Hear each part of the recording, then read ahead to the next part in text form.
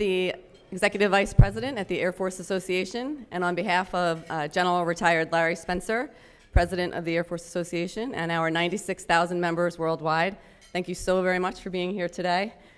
These breakfasts are a great opportunity for our industry partners, our international allies, our distinguished Air Force guests, the media, to gather, to have informal conversations, and to get great information from some of our top Air Force leaders. So again, thank you all for being here today.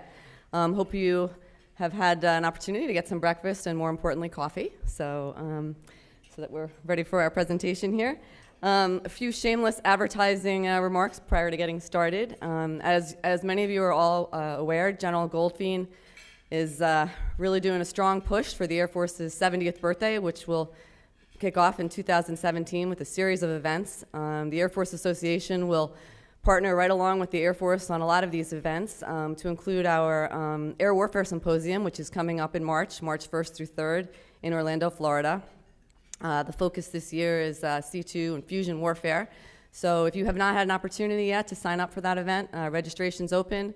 We've really increased the exhibit floor space, so we look forward to seeing you down in Orlando, Florida, and not too bad to be in Florida in March. So get you out of the cold weather here in DC. Giving Tuesday is also coming up, so it's a great opportunity to support your Air Force organization. So if you have an opportunity, please look for AFA on Giving Tuesday. And last but not least, let me introduce you to our guest speaker today, Ms. Heidi Grant, who is the Deputy Undersecretary of the Air Force for International Affairs. Ms. Grant provides oversight and guidance for international policy and programs supporting national security objectives through political military affairs, security assistance programs, technology and information disclosure, education and training, cooperative research and development, and attaché affairs. She works directly with many of our air attachés who are here today, representing countries around the world in Europe, Asia, Africa, and South America. Ladies and gentlemen, please join me in welcoming Heidi Grant.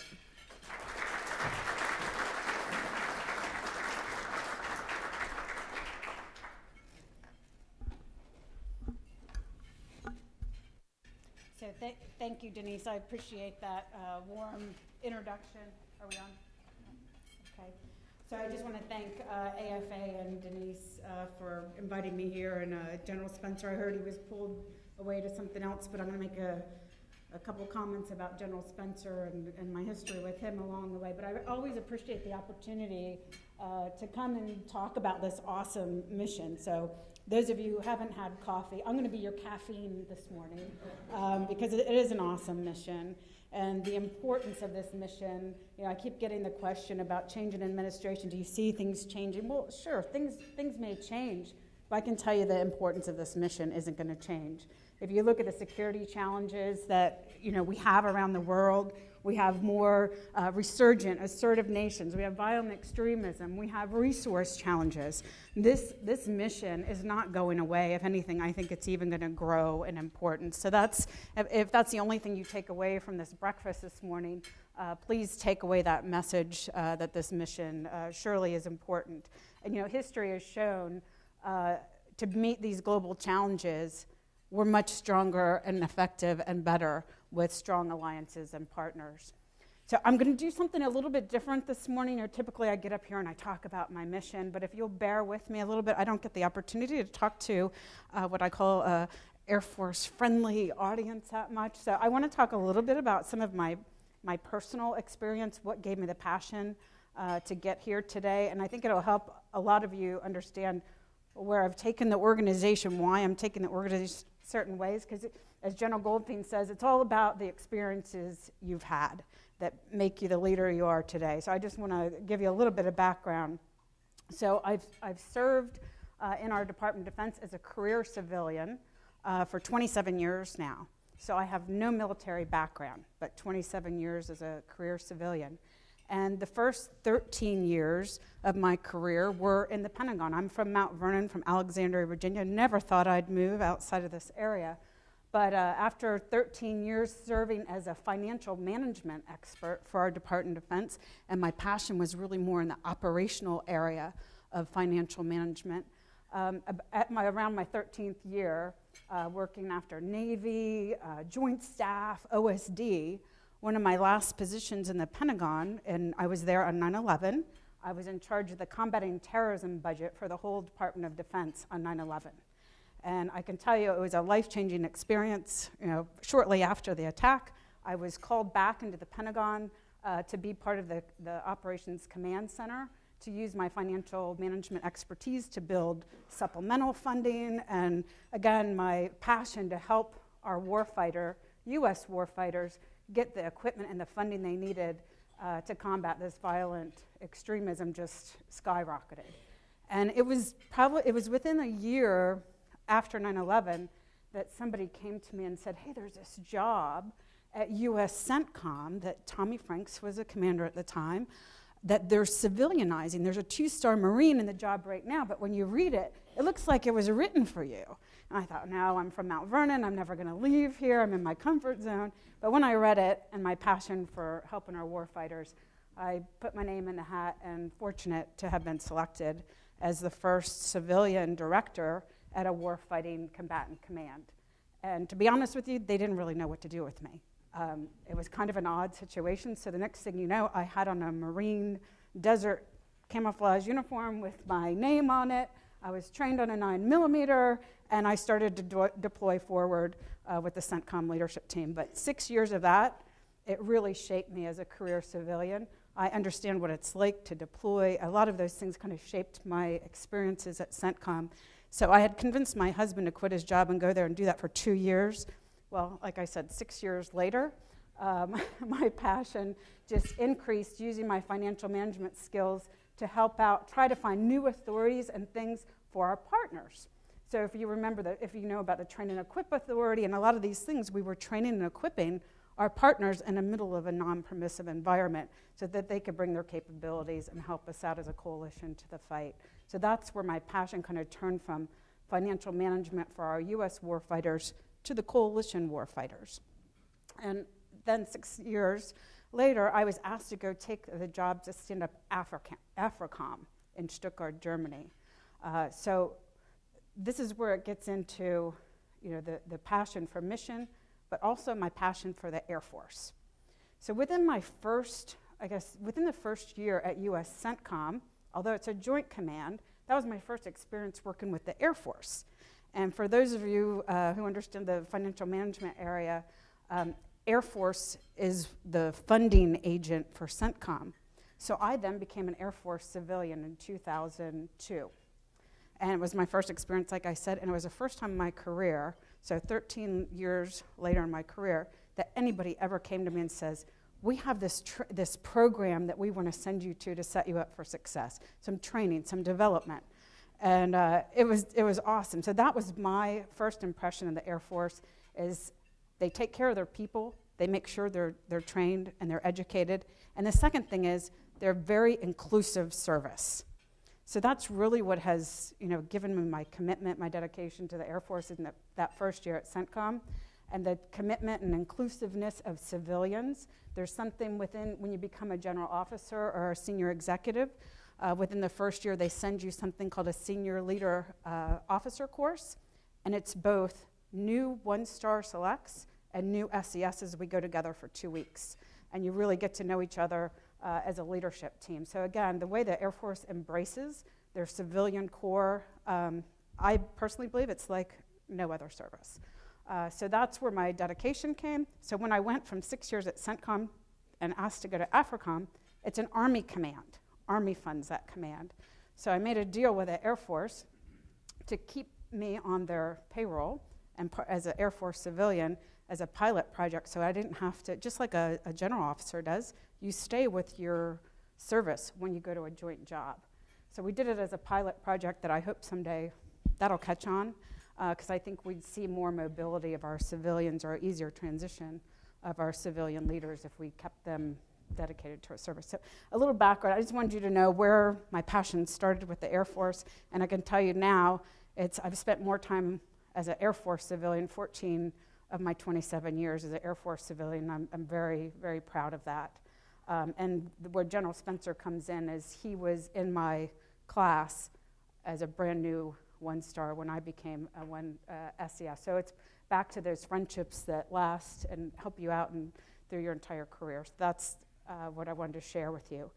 But back to how my passion shifted as a financial manager now to this mission. So the messages on here, there's two things that I saw during those first years, 21 years of my career before I got to this job, is, I really believe we need to start looking at building our cooperation and building capability, capacity of our partners before the next fight, looking at the security challenges, looking ahead to say, what's the most likely security challenge where we're going to operate together as a coalition, and as a coalition, where do we see gaps, or where do we need to mitigate what I call operational risk to meet those challenges? And collectively, we need to talk about that. We need to talk about what are your strengths as far as an international partner or part of an alliance? What are the U.S. strengths? And where do we need to work together and exercise or build, get the equipment that we need to move forward? So that's one of the passion areas that I'm looking at, so we don't have to do it in the middle of a non-permissive environment in the future. And then the other thing, my other takeaway, and this is a little parochial, is I really believe, and under General Goldfein's leadership I'm seeing this, is we need to send our very best airmen to these joint jobs and these international jobs, make sure they have the training and the tools to succeed. Because in the future, if you look at some of the challenges we're talking about, air power is going to be the first to every one of those responses. And the Air Force is the best at building coalitions. And if you look at history and the size of the coalitions, air power coalitions we have that have met a lot of the challenges in the future, I think it's more important than ever. But we have to have air power in the very beginning as far as planning efforts. That air power, think airspace, cyber, in the very beginning. So that means our airmen need to be in these joint commands and these international locations are best to help with that initial planning.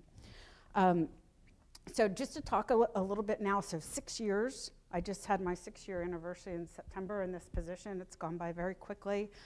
It was my dream job. The Air Force has something where you can say, what jobs you want before you retire, someday. I always had it as my dream job, never thinking I would be selected because I'm a financial manager. So I can tell you I am in my dream job. So I'm proud to be here and have had it for 6 years. But when I was hired and took on this position, my observation, again, all about your experience, is I felt like we were very reactive. When a country asked for something, we'd be like, oh, let's get it to you, let's see how fast, and it was very reactive. There wasn't, that I could see, any kind of strategic look at mitigating this coalition risk that I'm talking about. So that's really one of the areas that I've been concentrating on. At the time, the security challenges were a little bit different. So this is 2010 time frame. We were in the 9th year of Operation Enduring Freedom in Afghanistan. We were in the 7th year of Iraqi freedom. And our Air Force was also a little bit different.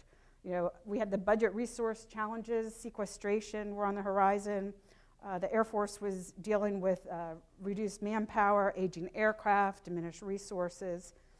And then what I can tell you is I inherited in 2010 some of the best people. So I can tell you my predecessor really built an awesome SAF-IA organization. So I was proud to have this very dedicated, diverse team, but I didn't feel like they were being used to their full potential. So that was something that I've taken on in this position. And one of my earliest things that I found is that we were out there, and I heard this from a lot of our regional commanders, that they were concerned we weren't coordinating enough. The SAF-IA organization, the Pentagon, we weren't reaching out and coordinating with our regional commanders, USAFE, PACAF, et cetera. So that was one of the initiatives I took on. And what they were telling me, the feedback I got from them and the international partners, is that we were overpromising and underdelivering. So that is always sticking in my head, that we overpromise and underdeliver. And I can tell you one of my fun first stories is the first weekend on the job.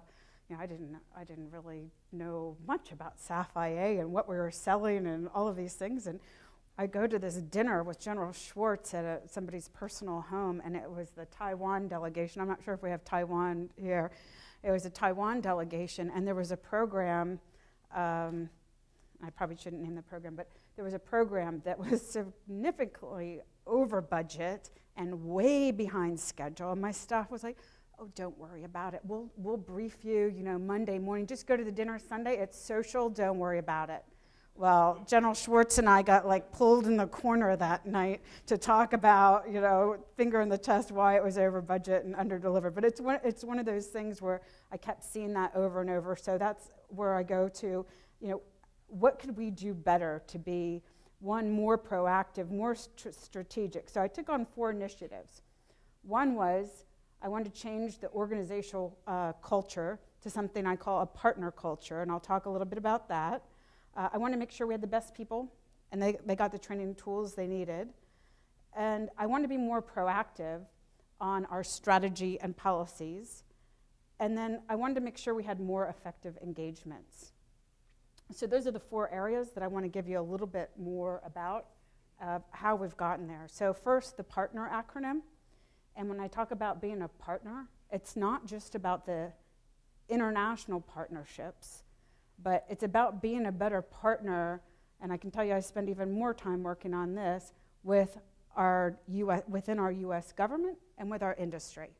So when I say partner, it's not just about the international partnership. So as corny as it may seem to some of you, I took the word partner and I put a word with each of the letters of the word partner that kind of gets at the organizational culture that I've worked to achieve over the last 6 years. And the first one is that we're proactive. Next one is that we're accountable, we're respectful, we're transparent, we're networked, we're empowered, and we're representative. And I could spend hours talking about what partner means and dig deeper of what my expectations are of that, but I'll move on. The second priority I focus on had to do with our people. I'm a firm believer that you need the right skills and capabilities to forge these lasting partnerships. I was just in Japan, and the air chief did this awesome cartoon he showed me, and he said, it's all about, if you're going to win the war, you got to understand the culture. And it showed this American there with a football, and it showed an international partner there with a soccer ball. And I think that's one of those best examples of we've got to really understand each other if we're going to win together. But to this end, I directed my team to focus on identifying the best people we have to offer, give them the right training. And that next is the proactive approach. So we're in a great place right now as far as our strategy and our policies. We have a strategy, like I said, we look at how do we mitigate operational risk. And I've broken it into 3 areas. One is there's going to be some relationships and partnerships that we have out there that it's just about access and for the U.S. to be able to have that strategic reach. We need airspace. Sometimes we need infrastructure in countries. And sometimes it's just about that access that we're building our relationships. And some of those relationships are the most important relationships. The other relationships that we have are if there's countries that want to be able to do deterrence and on their own and do their own defense of their nation and ensuring that they have that capability. Again, that conflict prevention as a financial management person, it's a lot cheaper to build a capability for deterrence. And so we're working with countries on that. And then the third one that you hear a lot about is as a coalition and being interoperable together. So if you look at my strategy, it's in those 3 big buckets. And I was hoping to give out cards today, but we have a website out there, and there's an unclassified version of this, where our focus areas are that would be helpful. It's fairly new that we just put it out there, so I encourage you to go look at our website and pull that up. It's taken many different approaches. Some of you heard it called the Global Partnering Opportunity List, on and on, but we're at a place today where it's now nested as part of the big Air Force strategy. We call it a flight plan. And so this is huge. For SAFI, in my opinion, 6 years ago, we were kind of out here by ourselves. It was a nice to do mission. Now we are part of the core strategy of the U.S. Air Force. So that's where, when I look at 6 years ago, where we are today, huge success. And the other thing, a lot of the industry partners know that we have this. They're called weapons system baselines that we've put out. We've looked at 15 different weapons systems that we have within the Air Force, and the most recent one we signed out, policy we signed out within the Air Force is our UAS policy.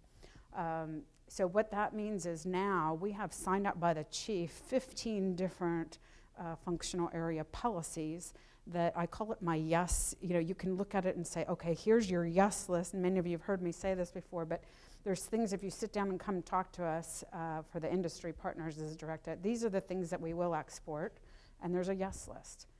But I also have a hell no list, just to be open with you. I mean, the F-22 is an example.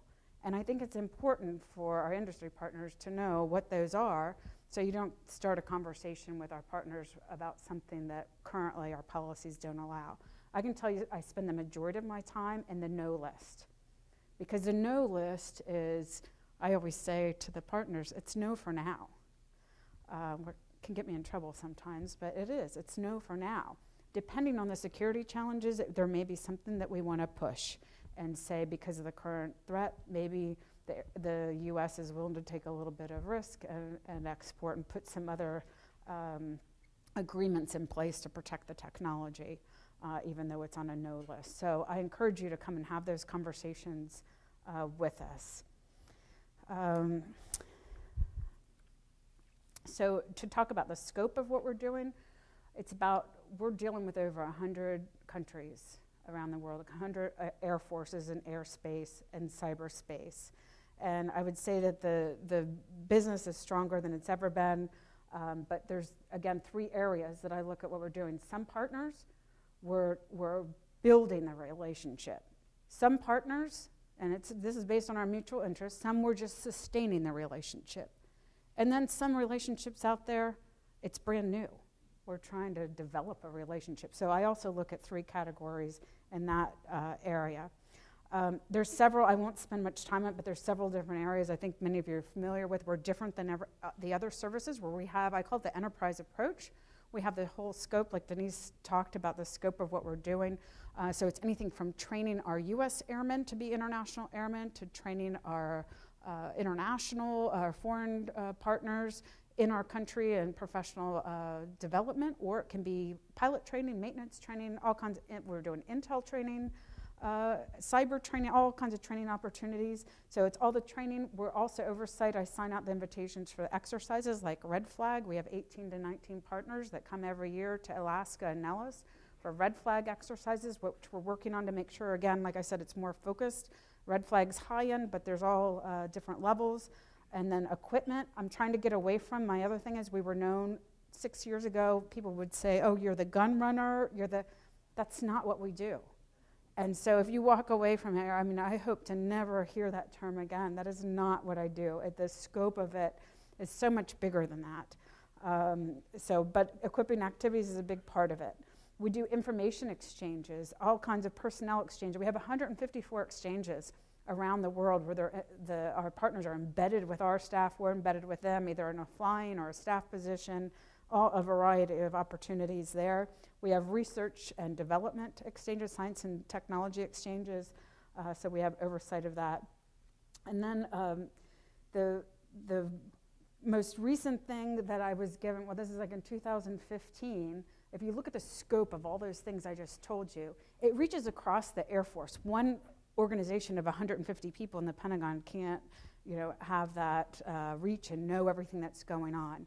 So I found that ACC, AATC, all of our different major commands have a piece of security cooperation enterprise. So now what we've done back in 2005 at Corona Top, the chief and the secretary have empowered me and my organization to be a synchronizer across the Air Force. So we have a governance structure now that is awesome. We meet once a week, representative from each of these organizations that let me know who's coming, if an air chief is coming to their base, what exercises they're doing, and it has just been incredible. So I'm telling you that because it's a venue that we have now, and there's different governance structures that will feed all the way up to the chief and the secretary, that you have an opportunity, if there's something you need us to get on the agenda, I can bring it and have reach across the entire Air Force in this one weekly meeting. So I just encourage you to help us out with that, with the synchronization and the governance process. And I'm going to skip here.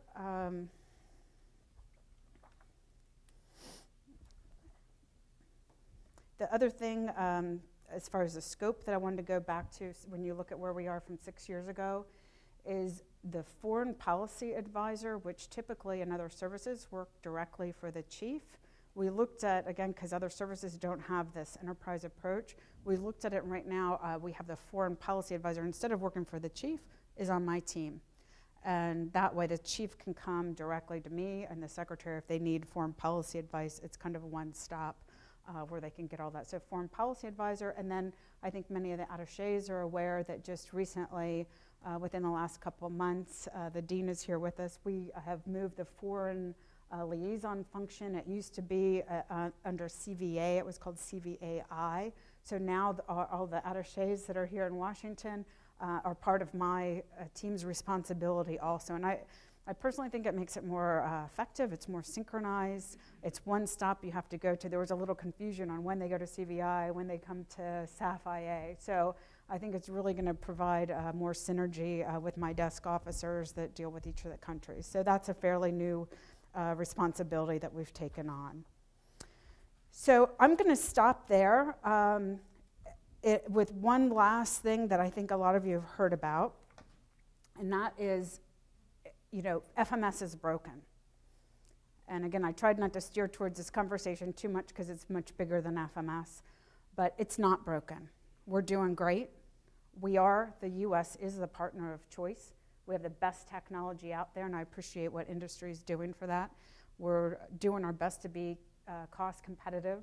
So again, I appreciate that. But the secretary did send out a letter directing me to look at what can I do to what can the secretary do and direct within the Air Force to make the system better. So the initiatives that I've taken on through this letter that she directed is one, how do we get better at the requirements definition? And what it comes back to is making sure we have the right people, the right trained people in the embassies. So while I don't have direct control of the security cooperation officers that are in the embassies, I've now been asked to be more deliberate about recommending to the combatant commander which airmen they should assign in those jobs. So we're going to do a more deliberate process to work with the COCOM so the best people are picked as the security cooperation officers. I have this relationship already with DIA for the attachés that we place. We interview the attachés in SAF-IA. It's very competitive. We're putting our very best officers, qualified officers, trained and ready as air attachés in embassies.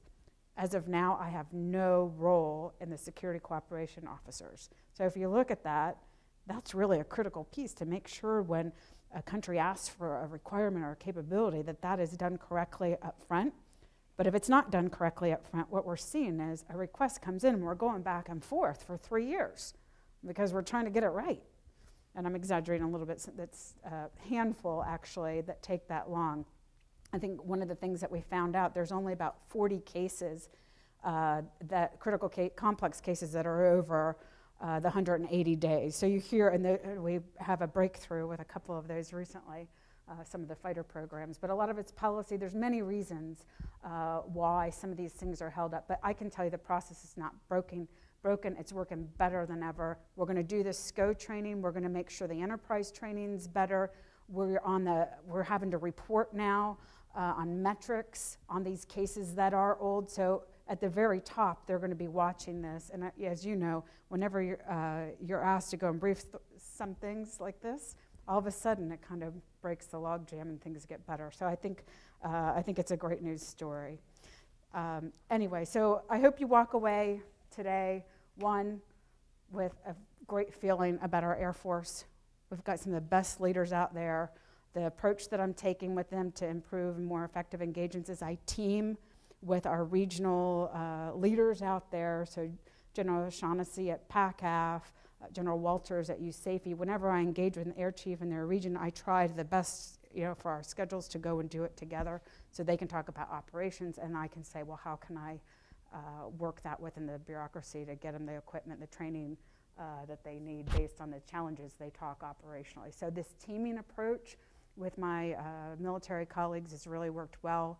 We're going to continue to do that, and know that I don't see the importance of this mission changing, and I think our Air Force is even stronger than it's ever been with our leadership. So I'll open it up now to questions, if anybody has any questions for me. And Denise, before I do that, do you know how much time we have, just to kind of set the stage? It's up to you. Okay, all right.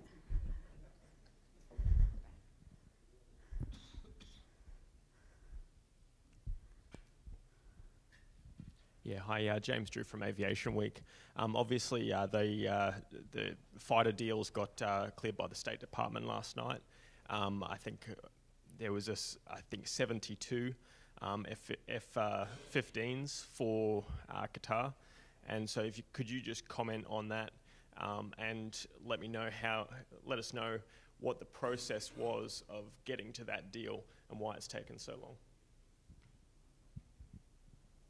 Yeah, I was going to say up front that I would prefer not to talk about a country-specific deal, but I can talk at a high level on that. There were many things that got to take so long on this, but one of the big things that I like to say, back to my no list, it's good if I don't say no. So it took us 3 years to get to yes, or whatever the time frame was, but we got to yes.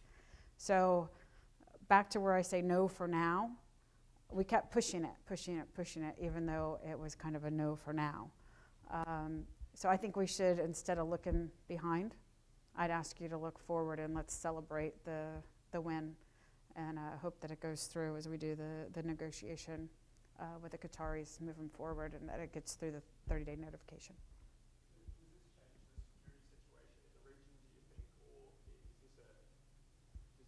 No, I'm just really happy that the U.S. is able to be the partner of choice, because if it wasn't us, there would be another partner out there that they would have purchased aircraft from. Yep.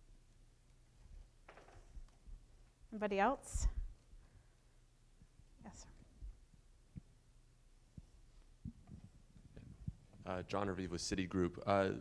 Talking about your yes and hell no list, can you just talk about some of the things that have moved from one column to the other over the past, let's say, 6 years, and what might be in store for some more movement between those two lists going forward, please? Thank you. I can't think of a specific list right here, nor would I divulge, some of that. But I think some of weaponizing, like if I look, I don't know how many years ago, even weaponized MQ-9 for the UK or France. That's the kind of thing where it took us a while to get a policy through to be able to do that. So I think there's radars out there. There's technology. I don't have a list with me right now of the specifics. I would say my industry partners probably know the answer to that better, because they're the ones benefiting from us being proactive and moving it forward, but I don't have a list for you. Sorry. Anybody else? Questions? Yeah.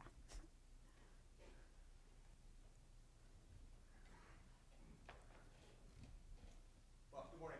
Scott Davis from Lockheed Martin. As you talk to our partner air forces out there, and you hear some of their, as you talk to your partner air forces out there, and you hear some of their concerns and worries, are there any common themes that you see out there that keep coming up time and time again?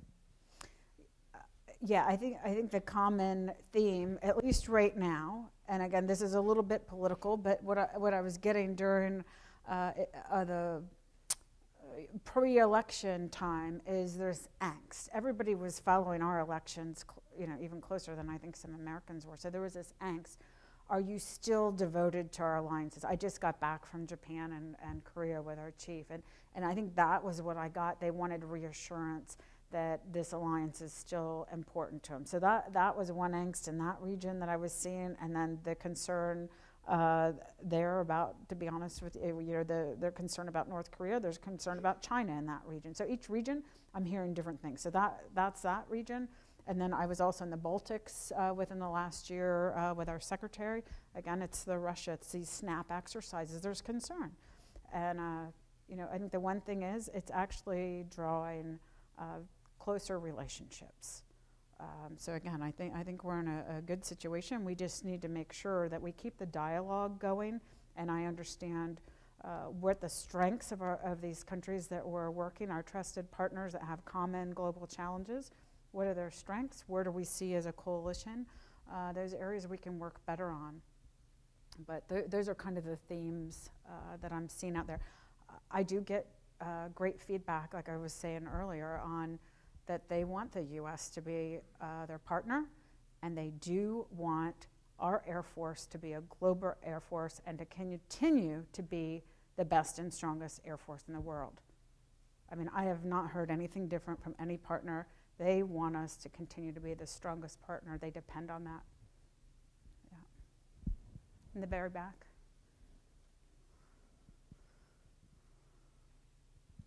Hi, Lee Jung Greco, Flight Global. I wanted to talk about the F16 deals, too, that are kind of pending right now. Are you worried about the lack of a deal and the potential closure of the F16 line because of that? No, I think that's what your colleague was referencing a little bit, of some of the fighter things that were moving. They seem to be moving forward right now. So while there's concern from industry's side, my role is to keep being an advocate for the sales. And there's many countries out there that are still interested in the purchase of the F-16, that my role is to keep pushing forward. So I don't, there's concern. But real quick, back on the Qatar deal as well, was there anything specifically that was on the no list that was hard to get to as far as radars or some technology that was of concern handing that over? I'm not going to get into the detail of that either. Okay. Yeah.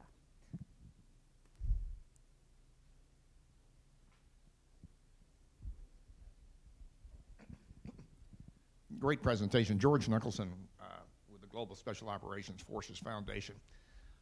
General Gorman, years ago when he was the Southcom commander, said one of his biggest concerns was we've got this great propensity in this country of hanging the millstone of technology around partners' necks, things that they can't afford to buy.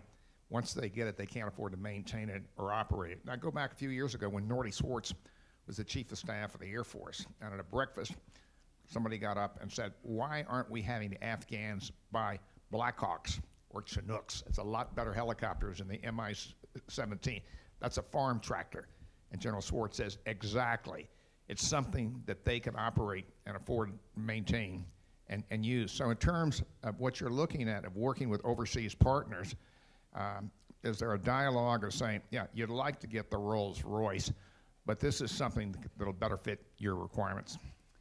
Yeah, so that's part of what I was talking about. Where before, I didn't have a strategy. 6 years ago, I didn't have a strategy to go, oh, this is kind of what we're looking at. Have you thought about this? But now, I can go to the strategy and look at what I see as global, regional operational risk, global operational risk, and have those conversations with the air forces. So with the air chiefs, they get it. And when they ask for some, piece of equipment that maybe is not the right thing for them, we have the conversation. But in the end, a lot of times, just like in this country, it's driven by their politicians.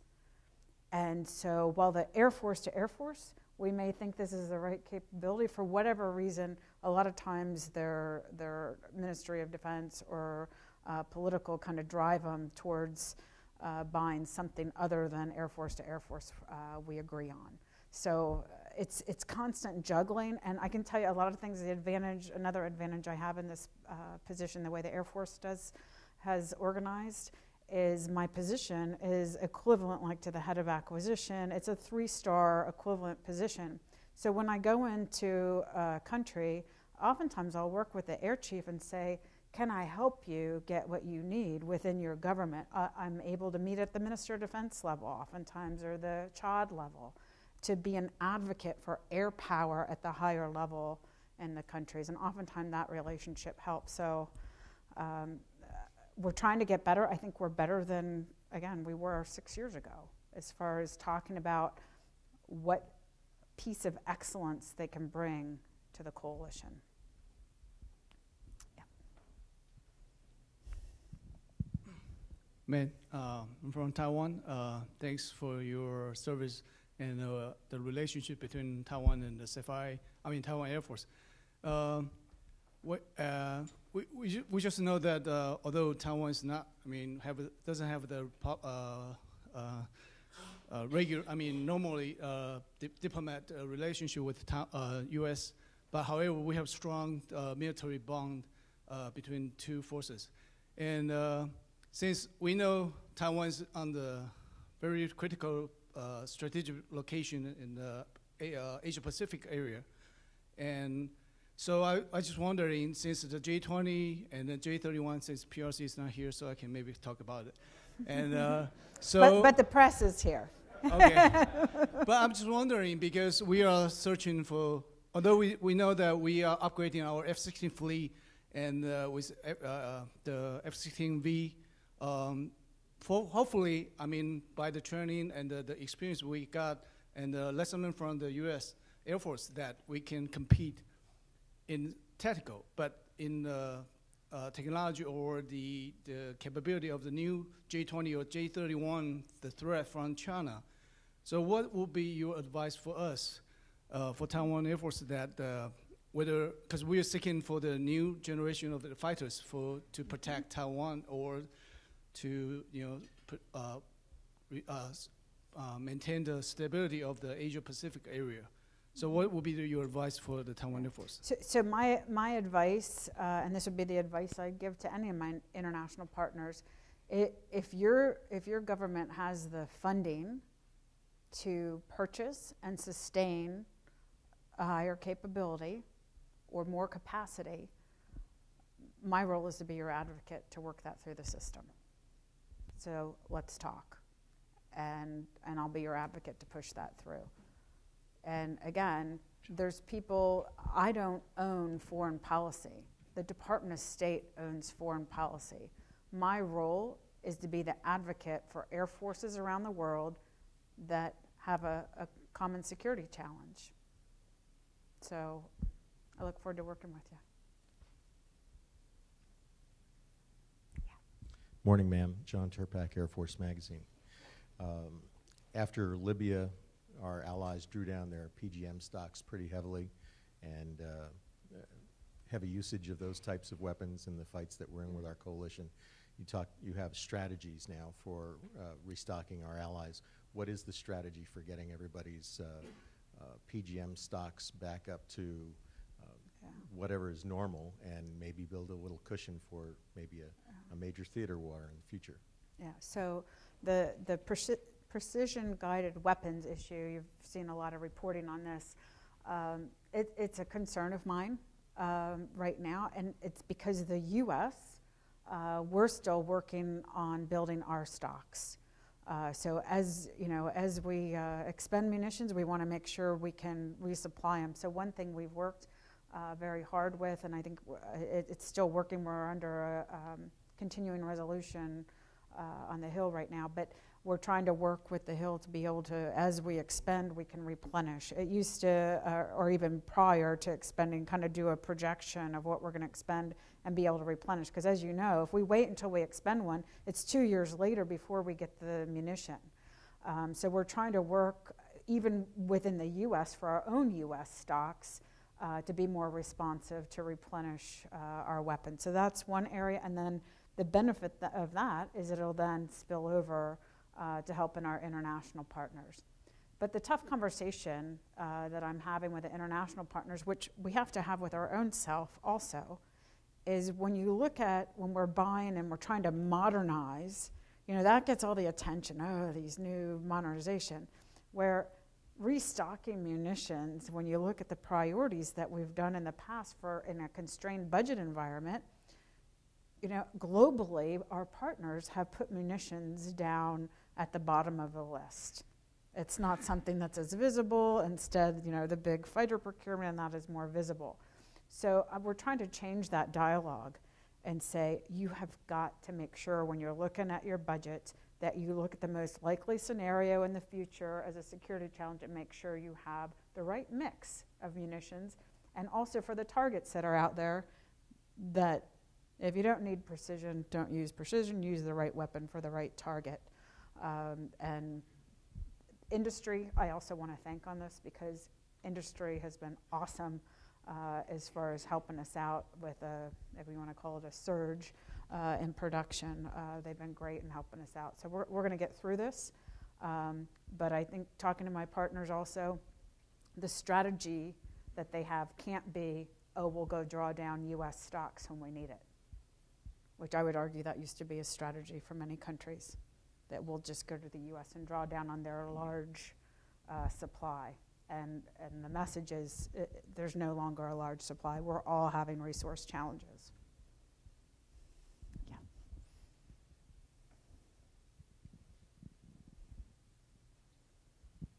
Well, thank you, Mrs. Grant, for a very enlightening presentation. And you very rightly underlined the importance of coalition building and partnering and cooperation international.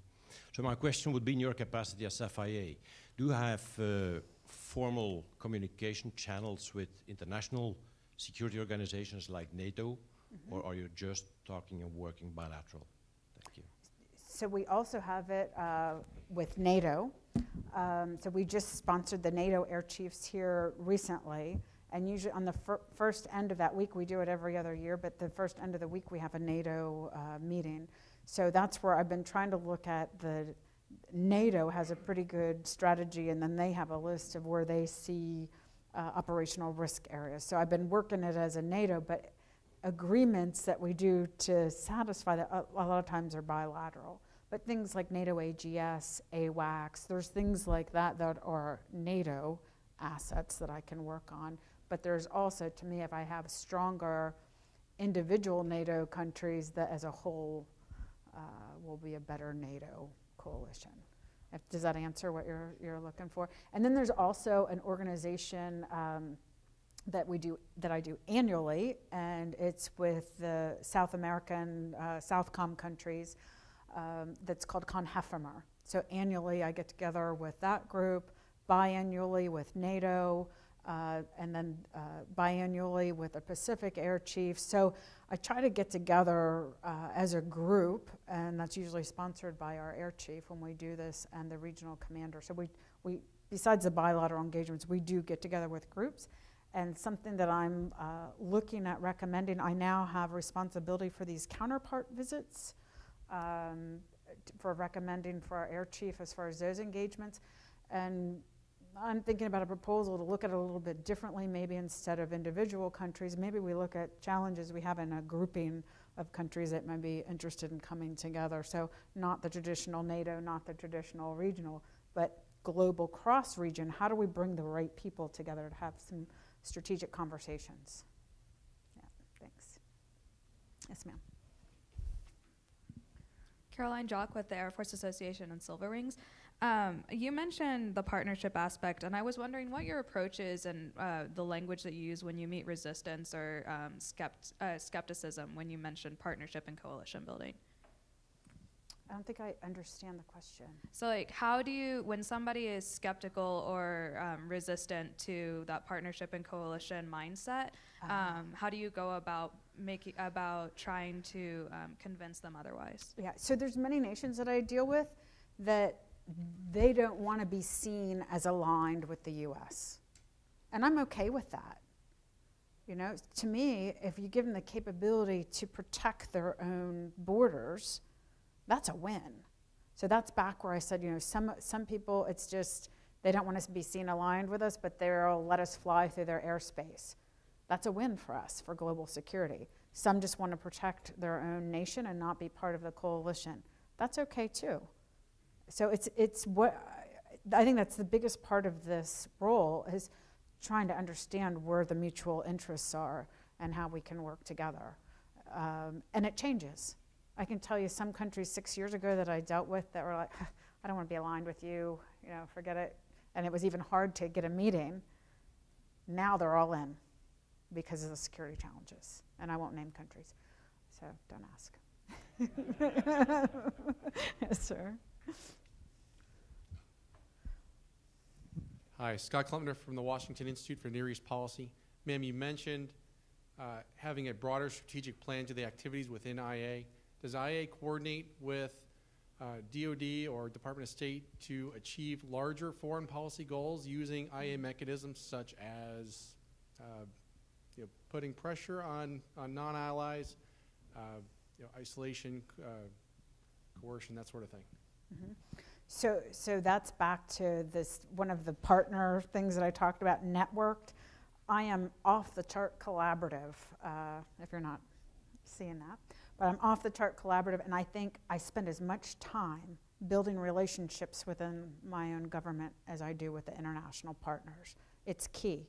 If I want to move anything forward from my partners, I've got to have a strong relationship within the U.S. government and our industry partners. So yes, a lot of time is spent on that.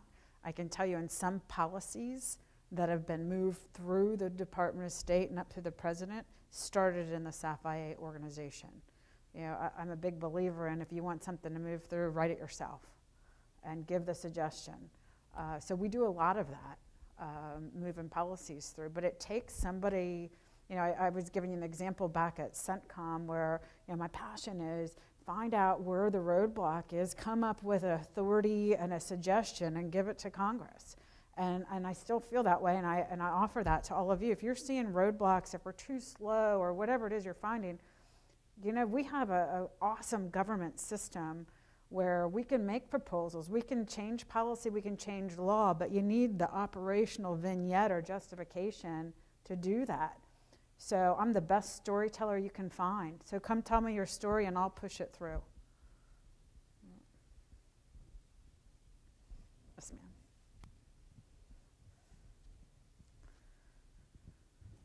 Good morning, ma'am. Rachel Karras from Inside the Air Force. Could you give any specific examples of programs or initiatives that you're working on that will be impacted by the 6-month CR?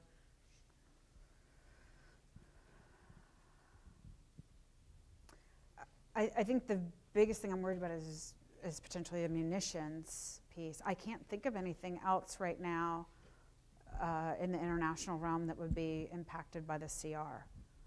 But if I can kind of take that question and just tell you a concern I have, and this is history that I'm always worried about, and I want to make sure people understand is, a lot of what we do is done by personnel that are funded by the Foreign Military Sales admin funded. But our billets are part of the civilian capped billets, not funded by U.S. taxpayer dollars. So oftentimes when a lot of the budget cuts come down or the furloughs that happen, it impacts the business that I am doing on behalf of U.S. industry that helps our U.S. industrial base and helps our partner get capabilities. I don't think that's well understood, that the majority of the business and workload that I'm doing is funded by other nations. So if I try to explain this to my own mother. She's like, why are you doing this? Our U.S. taxpayer dollars, because people think of foreign military financing taxpayer dollars, which is just a tiny, tiny percentage of the workload that we do. Most of it is other countries funding, helping our U.S. industrial base, and I need consistent projected manpower to be able to do that. Thanks. Anybody else? For the questions, I have one. Given General Wilson's push to have a great 70th birthday next year in 2017, do you envision perhaps a global air chiefs conference? Yeah, so we've talked about that, and I'm concerned because we should have been planning it a year ago if we were going to do that. So we're still in discussion on whether we'll do a global air chief. And to me, it's, okay, what's the objective? What do you get out of it? So I want to look at it a little bit harder and say, does it really make sense to have a global air chief conference or not? So I'm still working on that. Well, thanks for that. So I'm hoping, again, the one thing you walk away with is you really understand the scope of the mission and that I don't just eat, drink, dance, and sing for my country. Okay.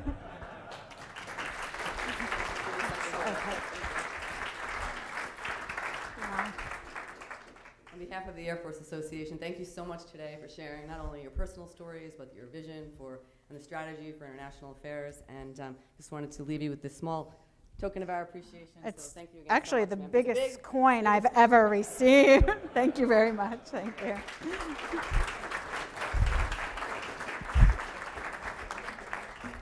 Thanks again, everyone, for attending today. And I'm sure the most important question you all have is how to get out of the parking garage. So I believe the gate is open. So thanks again. We look forward to seeing you at our next event, which will be in January.